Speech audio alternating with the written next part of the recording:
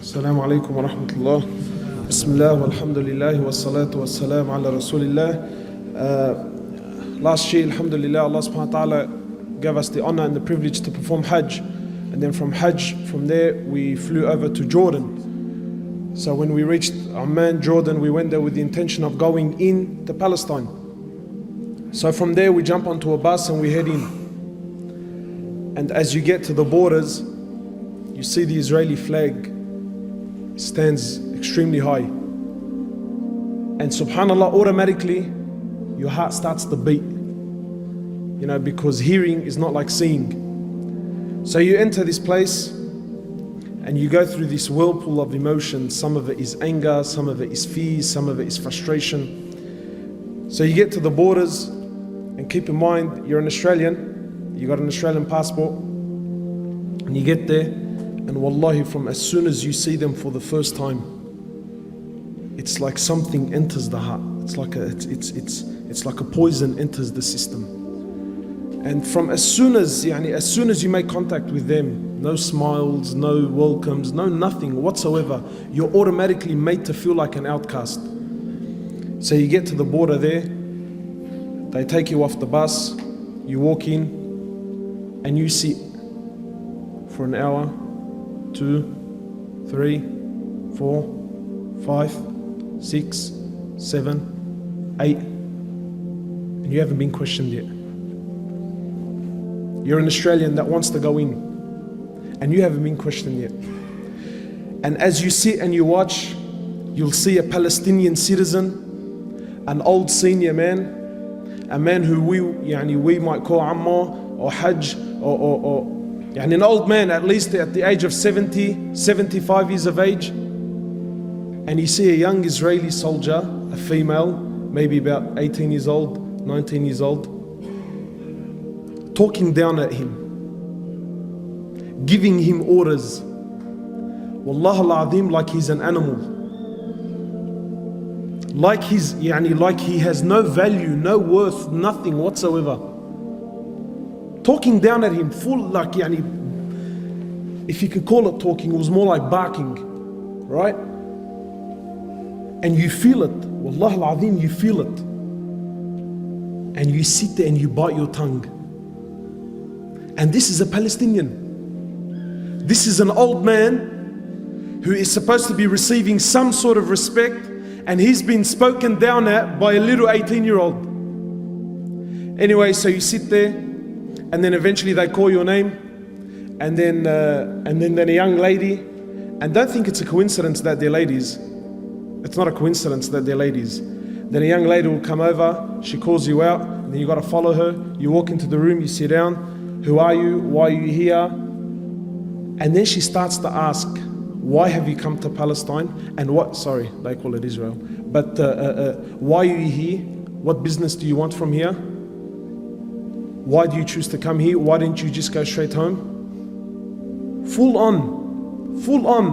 And this can carry on. She'll talk to you for about half an hour, then she'll tell you to go back, and then you sit an hour, 2 hours, 3 hours, then she'll come back, she'll call you back out, she'll ask you the same questions again, then she'll send you back, then you sit down for an hour, 2 hours, and then someone else will come and call you out, and then they'll also ask you the same questions, then you'll go back, and then you sit for an hour and for 2 hours, until eventually you lose whatever love and whatever desire you had to go in is lost. And then they tell you come in. That's if they tell you come in.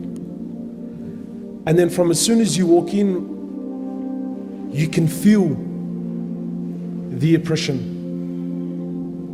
You travel on their roads, and for kilometers on end, concrete high walls for kilometers and kilometers and kilometers separating.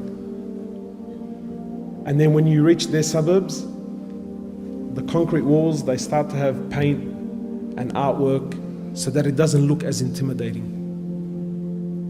And then you get there, and then you want to enter the Quds, the holy mosque, and it's surrounded by Israeli soldiers.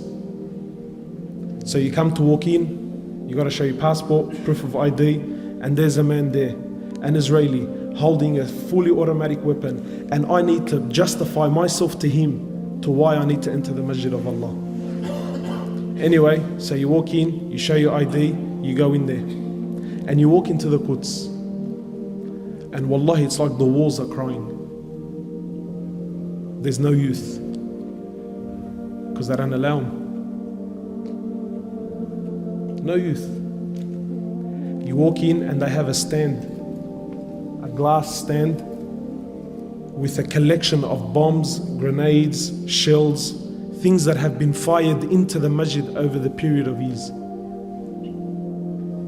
You look at the shells made in the USA.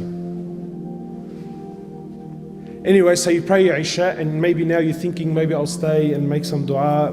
No, you can't stay, brother. Why? Because they got to lock up the masjid. 9:30, everyone's got to get out. But who does the final inspection? They do. Do you think they honor the masjid and take their shoes off? They walk in.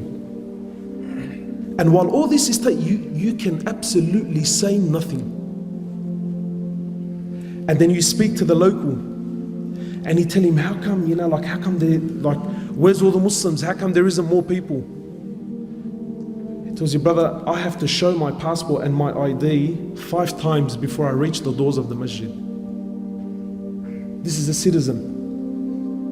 He has to show his ID and his passport 5 times before he can reach the masjid. And if he forgets it, so let's just say he's forgotten, right? He can get charged. He falls into harm.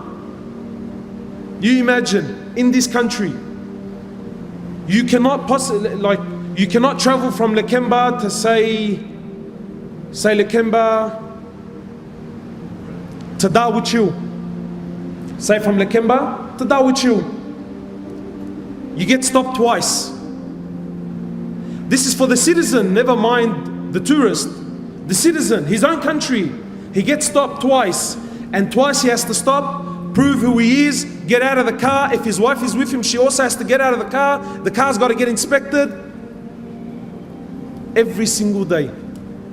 And if this brother has to go to Darwich twice, 3 times, 4 times, it's the same guard. He's seen him the first time. He's seen him a couple of hours ago. Him, his wife, his kids have to get out of the car and they have to inspect. But it gets worse. It gets worse. So we're traveling along the highway and you see this beautiful land of Palestine. And in the midst you see this odd object, this object that has nothing to do with the surroundings. And it's a container. Just a container that's sitting in the middle of bush. You think, how did that possibly get there? You know what it is, brothers? It's Palestinian land that some Jewish person puts his container on there, but it doesn't do anything. And it sits for a month, 2, 3, a year, 2 years, until it becomes normal to you. Until the Palestinians no longer question the container. And then what does he do? He builds a house there. It's become his land. That blunt, it's not, it's bluntly. And you see these little containers everywhere.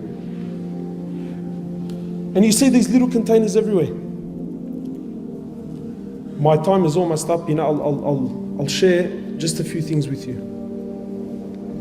When we went to Masjid al-Khalil, that's where our Prophet Ibrahim alayhi salatu wasalam is buried. This isn't, I'm not trying to put spices here. This is history, you can look it up. Masjid al-Khalil was a masjid that belongs to the Muslims. In 1994, Salat al-Fajr, the Muslims were there praying Salat al-Fajr. A Jew from the States, a doctor, walks in and opens fire to the Muslims that were praying. While in sujood, kills 30 and wounds 125. So what do you think happened? I'll tell you what happened. They closed off the mosque. They made an investigation. You know what the result of the investigation was? They turned half of it into a synagogue. And this, whatever you want to call him, his grave became a shrine. And extremist Jews used to go there and make pilgrimage at his grave. A hero. You know, my brothers, wallahi, when you visit Palestine, it's not like hearing about it and seeing it on TV. You see the oppression in the eyes of the Muslims. Wallahi, you see it. And you can see in their eyes that they've given hope in the Muslims.